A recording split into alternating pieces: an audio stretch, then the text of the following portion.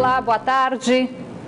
Com diversas missas durante o dia, uma campal acontece nesse momento no cemitério São João Batista. Milhares de pessoas foram visitar os túmulos de parentes e amigos que hoje vivem na memória. Segundo a CEMUSP, 500 mil pessoas eram esperadas nos 9 cemitérios da capital nesta quarta-feira. Vela aos pés da cruz, oração para aqueles que vivem na memória. Refletir tudo que fizeram pela gente, né? E hoje se foram, né? E a gente fica aqui, né? Pra zelar pelo túmulo, né? 2 de novembro também é um dos vários dias do ano que a Dona Ivone sai do bairro Alvorada, onde mora, e vem até o cemitério Parque Tarumã. Capricho na limpeza do túmulo dos pais. Saudade fica? A saudade fica. Saudade fica, mas Deus dá o conforto, né? Deus é que dá o conforto pra gente, né? E no dia em que a saudade invade o peito, a lembrança faz milhares de pessoas se reunirem por aqui. Esse entra e sai de pessoas pelos cemitérios da capital foi uma cena que se repetiu durante todo o dia. Algumas pessoas preferiram vir logo que amanheceu, outros no fim da tarde. Segundo a Secretaria Municipal de Limpeza Pública, que administra os cemitérios, cerca de 500 mil pessoas passaram pelos 9 cemitérios da capital durante este dia de finados. E quando o final da tarde chegar e os visitantes forem embora, vai ser o momento de deixar tudo em ordem por aqui, explica a diretora do Departamento de Cemitérios da CEMUSP. No encerramento do evento, nós vamos ter um mutirão de limpeza com 100 agentes.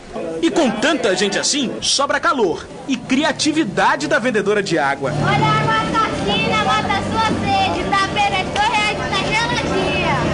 É uma das melhores datas, até para o Diego, que vende flores artificiais com arranjo de material reciclável, que a mãe dele faz. O que é esse material? É de emborrachado e aquelas flores lá. Artificiais? É. E aí, vende bem? Vende. Flores, velas e homenagens. Um dia de muita lembrança e saudade. Prestar uma homenagem, orar por eles, pedir que esteja tudo bem com eles. Saudade aperta, né? Faz tempo, mas dá aquela vontade de chorar, né? Faz mal não. Que o pensamento é neles todo o tempo. E com a proximidade do fim do ano, o comércio do Centro Histórico de Manaus funcionou hoje pela manhã, mas o movimento não foi tão forte. Bom para quem aproveitou o feriado para sair às compras com tranquilidade. Alguns lojistas, ansiosos pelo aquecimento das vendas no segundo semestre, resolveram estampar nas vidraças aquelas palavras que deixam os clientes tentados. E alguns, como a Dona Ruth, vieram em busca disso: promoção. Eu vim para comprar um vestido pro meu aniversário e encontrei aqui. Tá tranquilo, né? Tá tranquilo, calmo, sereno, pra gente poder andar. E no feriado é assim. Tem empresário que prefere apostar, outros optam pelo descanso. E de fato, hoje o movimento no Centro Histórico de Manaus foi bem calmo. Excelente para quem vinha adiando umas compras. A gente tá de folga, a gente vem dar uma volta, trazer alguma coisa. Fazer umas compras? Isso, fazer umas compras, comprar uma roupa ou um eletrodoméstico, alguma coisa. E se o dia está sendo calmo, vale a pena ir às compras, diz o Anderson. Com a família aí, tá tudo tranquilo nesse feriado, né? E nem são as compras de fim de ano ainda. Já são as compras pro Natal? Não, é umas coisinhas que a minha sogra e a minha esposa estão comprando, né? Pra aproveitar esse feriado maravilhoso aí, que tá bastante tranquilo aqui o centro. Um dos suspeitos de envolvimento na troca de tiros com a polícia que resultou na morte de um policial militar e um investigador no fim do mês passado em Iranduba, morreu em uma das celas do Instituto Penal Antônio Trindade, o IPAT, na zona oeste de Manaus. De acordo com a Secretaria de Administração Penitenciária, José Alberto dos Santos, de 41 anos, cumpria pena por tráfico de drogas e foi atingido por golpes de estoque ao ser atacado por internos do pavilhão B, na área de vivência. Os policiais morreram durante uma operação no porto da cidade que resultou na apreensão de cerca de 145 quilos de maconha do tipo skunk. Ainda falando em eleições, Após o resultado oficial do segundo turno, um dado chamou a atenção. Embora o Tribunal Regional Eleitoral do Amazonas tivesse estimado um aumento nas abstenções em relação ao primeiro turno, chegando a 20%, no último domingo, o número de faltosos nas urnas se manteve dentro da média e ficou abaixo de 10%. Ou seja, os eleitores fizeram a sua parte e agora esperam pelos resultados das propostas anunciadas durante a campanha. 1.137.000 eleitores votaram nesse domingo, o que demonstra um comportamento positivo do eleitor de Manaus, mesmo diante dos escândalos de corrupção envolvendo políticos brasileiros. Mas essa eleição municipal em Manaus tiveram outros fatores específicos que precisam ser destacados: os apoios e alianças políticas e até a imagem do candidato perante a opinião pública. Diante do resultado do segundo turno das eleições aqui em Manaus, pode-se dizer que um fator passou a ser um instrumento decisivo nas eleições por aqui. De acordo com o cientista político David Space, da Universidade Federal do Amazonas, uma boa estratégia de marketing político e eleitoral pode influenciar diretamente no resultado da eleição. Segundo ele, foi exatamente o que aconteceu neste segundo turno aqui em Manaus. Então, eu acho que o atual prefeito ele foi mais competente no marketing político. Ele até parecia se apresentar como um candidato que estava concorrendo pela primeira vez e não estava concorrendo à reeleição, né? Então ele conseguiu, nesse sentido, trabalhar melhor a sua candidatura no segundo turno. Ele conseguiu desconstruir mais o grupo político ao qual estava, que tinha o apoio do candidato Marcelo Ramos, né? Então ele conseguiu colar no Marcelo Ramos o desgaste do governo do estado, a situação de corrupção, né? A operação Maus Caminhos. E o marketing político do Marcelo Ramos não conseguiu fazer o contrário. Por exemplo, ele não conseguiu associar a imagem de Eduardo Braga à imagem do Arthur Neto. O especialista em ciências sociais e política faz uma análise das alianças firmadas por Arthur Neto e Marcelo Ramos e tenta explicar um novo cenário político do Amazonas. E o resultado da eleição em Manaus, né, demonstrou que uma composição política partidária sai fortalecida, que é justamente essa encabeçada pelo PSDB e pelo PMDB. O jogo político ele é jogado olhando o tempo presente, o tempo real, mas o futuro, né? Então esse jogo político ele com certeza terá consequências para as eleições de 2018. Enquanto que o grupo político partidário, né, no qual se lançou candidato a prefeito Marcelo Ramos, ele sai fragilizado, né, evidentemente, desse processo. Sai fragilizado porque sai muito desgastado. Diante desse cenário, Spence elenca alguns desafios da nova gestão de Arthur Neto. Aliás, os dois maiores partidos estão governando o país, que é o PSDB e o PMDB, então isso apresenta uma vantagem para as gestões, para os governos municipais comandados pelo PSDB e pelo PMDB. Mas, de toda maneira, é importante que o prefeito fique muito atento e vigilante com os gastos públicos e que defina bem as suas prioridades num cenário de crise econômica e de... Neste fim de semana, mais de 200.000 pessoas no Amazonas devem fazer as provas do Exame Nacional do Ensino Médio. A data do Enem no estado está confirmada pelo MEC. Já em outros 304 locais, as provas foram adiadas para dezembro para 191.000 candidatos devido às ocupações por estudantes de escolas, institutos e universidades federais em protesto à PEC 241, que prevê limitação de gastos para os próximos 20 anos. Em Manaus, nesta quarta-feira, muita gente deixou a folga do feriado de lado para poder estudar. Reta final de preparação para o Enem. Hora de revisar todo o conteúdo estudado e de controlar a ansiedade. É um estresse porque você tem que passar e se não passar você fica meio perturbado, mas... Essa turma aqui não deixou os livros e cadernos de lado nem para aproveitar a folga do feriado. Tem que se esforçar, né, para tentar conseguir o objetivo. Como o professor Atlas mesmo diz, enquanto você está dormindo, seu concorrente está estudando, então você tem que se esforçar. Mas no dia anterior à prova é preciso ter calma para não se sobrecarregar, diz o professor. Não adianta querer estudar desesperadamente na véspera. A véspera foi feita para ele relaxar, para que na sexta-feira relaxar, para quando fosse no sábado e no domingo ele estar bem preparado para disputar com seus concorrentes. Aqui no Amazonas, mais de 212 mil pessoas se inscreveram para fazer as provas do Enem. Mas é preciso estar atento ao relógio por conta do horário de verão. Aqui em Manaus, os locais de prova vão abrir os portões às 10 horas da manhã e fechar às 11 horas. As provas, tanto no sábado quanto no domingo, iniciam às 11h30 da manhã. E por conta do horário, a dica do professor para o dia da prova é não descuidar da alimentação.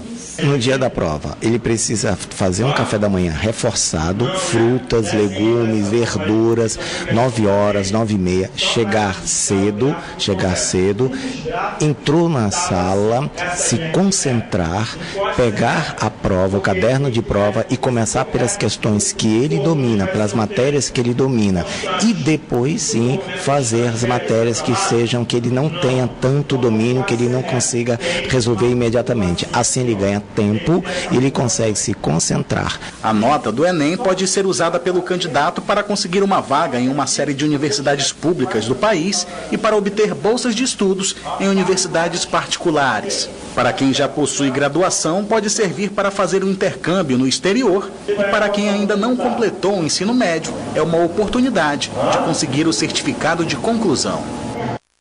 Tem que chegar cedo para lembrar do trânsito, né? Depois de quase 5 meses secando, o Rio Negro, em Manaus, já começa a dar sinais que chegou ao pico da vazante. O rio parou de secar no dia 20 de outubro e de lá para cá a cota já subiu cerca de 15 centímetros. A bacia amazônica e o seu regime das águas. Aqui em Manaus, a cada virada de semestre, o nível do Rio Negro, por exemplo, apresenta um comportamento diferente. O sistema hidrológico amazônico é regulado pelas chuvas, né? Então é aquilo que chove nas cabeceiras, então a climatologia explica isso. E isso é refletido na alternância de nível dos rios, né? De subidas e descidas, né?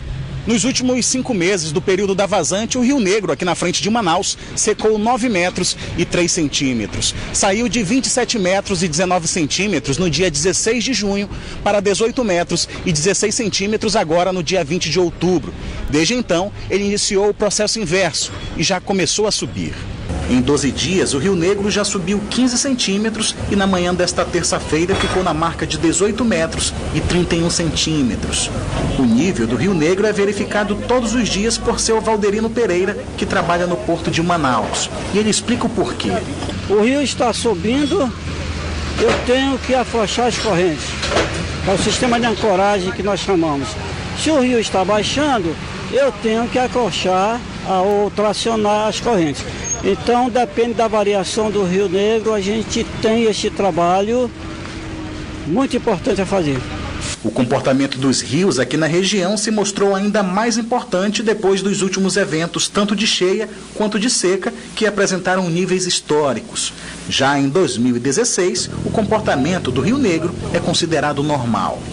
Ainda de acordo com um pesquisador do Serviço Geológico do Brasil, é normal que o rio ainda sofra oscilações de nível. Por isso, ainda é cedo afirmar se a subida apresentada nos últimos dias já pode ser considerada o início da cheia. Mesmo que tenha ocorrido uma pequena subida agora, ainda não é momento de afirmar que o rio já está em ascensão, já está em seu ritmo de enchente, porque Tabatinga ainda está oscilando. Apesar de Tabatinga já ter tido uma elevação considerável na casa dos 3 metros, na última semana ele desceu 80 centímetros.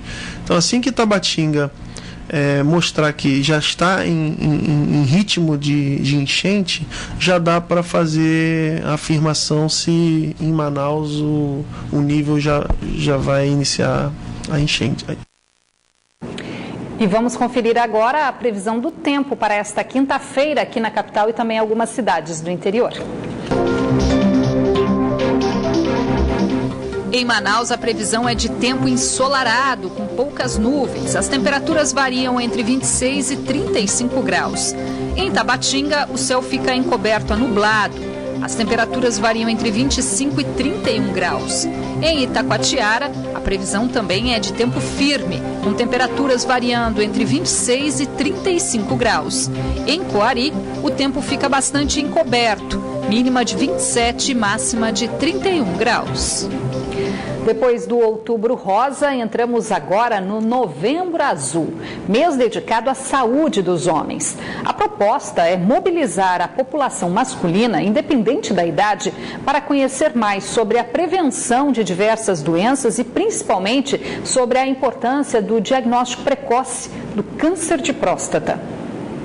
O câncer de próstata provoca 307 mil mortes no mundo todos os anos, de acordo com dados da Organização Mundial de Saúde. Diante disso, a campanha Novembro Azul vem para alertar sobre a necessidade de prevenção, já que o sucesso do tratamento depende do estágio em que a doença é diagnosticada. Por isso, é importante fazer os exames. O aposentado Rony Pereira, de 49 anos, faz questão de todos os anos fazer os exames preventivos da próstata. E se engana quem pensa que ele tem medo de se submeter ao toque. Se tiver que fazer o toque, não tem problema. Não, ao contrário, eu faço questão de chegar lá, fazer e mostrar para minha família que está feito, só isso. O médico especialista em urologia explica que se a enfermidade for descoberta cedo, as chances de cura podem chegar até 90%. Nós usamos a palavra prevenção do câncer de mama, prevenção do câncer de próstata, mas a palavra correta seria diagnóstico precoce, ou seja, diagnosticar no início. Nós temos como descobrir no início. Descobrindo no início, a cura é muito alta. Então a chance de cura é muito alta. Então quanto mais no início descobrir, maior a chance de cura. O câncer de próstata é uma doença genética e hereditária. Portanto, quem teve casos na família, o alerta deve ser redobrado, considerando que as chances de contrair a doença entre os parentes pode ser de 3 a 6 vezes maior. Mas não é só o câncer que preocupa as autoridades de saúde. Então, homens têm aumento da próstata, homem tem cisto na próstata, só que homem tem rim. Tem doenças renais, tem tumores renais, tem pedra nos rins, homem tem bexiga, tem doenças na bexiga, tem câncer de bexiga, que é muito frequente em homens que fumam. Homem tem problemas de ereção, né? Quantos homens têm problema de ereção? Quantos homens têm problema de ejaculação precoce ou mesmo retardada? Quantos homens têm deficiência hormonal, problemas testiculares? Então é muito importante o homem procurar seu urologista para fazer a sua avaliação urológica. Com tantos riscos de contrair essas doenças, é bom ficar atento e se cuidar. O Nicásio Dória ainda nem tem a idade para fazer o exame da próstata, mas sabe que é importante se prevenir da doença. Se eu estiver na faixa etária para fazer o exame, com certeza eu irei fazer e aconselho os outros a fazerem também, né? Porque é importante saber se está bem de saúde, né? A campanha Novembro Azul vai mobilizar pessoas em todas as zonas de Manaus com palestras e campanhas educativas. Então melhorou demais, mas ainda falta os 40%. Estes ainda têm como fator principal, não é a desinformação, que todo mundo sabe o que é o preconceito contra o exame de toque retal. 2 adolescentes, um de 10 e outro de 16 anos, foram resgatados por equipes do Corpo de Bombeiros após terem se perdido no ramal do Tucano há pelo menos 3 dias, no município de Rio Preto da Eva, na região metropolitana de Manaus. Os jovens são moradores da área e foram encontrados apenas com pequenas escoriações. Eles foram conduzidos a uma unidade de saúde para avaliação médica e os 2 passam bem. Agora, o futebol. Por determinação do Tribunal de Justiça Desportiva, a Federação Amazonense de Futebol deve realizar no ano que vem a Série B do Campeonato Amazonense. A competição já não era realizada aqui no estado há 2 anos. Neto Cavalcante. O regulamento da competição só deve ser divulgado agora no final do mês de novembro, isso porque a FAF, a Federação Amazonense de Futebol, ainda não tem a confirmação dos clubes que foram convidados. São 9 equipes que estão aptas a participar dessa Série B do Campeonato Amazonense de Futebol, incluindo o Nacional Borbense, que foi rebaixado da Série A este ano. A competição deve iniciar no mês de fevereiro e durar cerca de 40 dias. Assim que finaliza a Série B, 2 semanas depois deve dar-se início à Série A do Campeonato Amazonense de Futebol, aí sim com as equipes principais do nosso futebol amazonense. A Série B vai ser uma espécie de preliminar da Série A e os 2 primeiros colocados, campeão e vice, ganham a ascensão automática para a Série A do Campeonato Amazonense de Futebol. Neto Cavalcante para o Band Cidade. E o assunto ainda é esporte. 4 judocas amazonenses estão com as malas prontas para participar de 2 competições que vão ser realizadas no Canadá. O primeiro compromisso já é neste fim de semana. Eles já se destacam no cenário local e até nacional do judô.